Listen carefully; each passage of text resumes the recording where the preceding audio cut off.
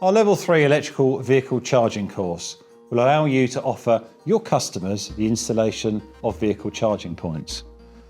The course is to be completed online from home and can be carried out in your own time and at your own pace. This course is designed to work with the IET Code of Practice for EV Charging Equipment Installation book.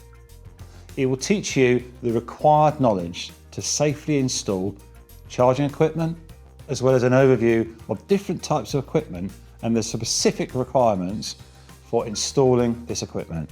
The course has a recommended learning time of 8 hours, and upon completion of the electrical vehicle charging course, you will need to come to our training centre to sit an online multiple choice exam consisting of 25 questions.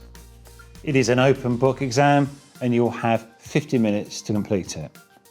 You will require a Level 3 NBQ qualification or equivalent to enrol into the EV charging course. For more information, please refer to our course page or give us a call so we can answer any further questions you may have.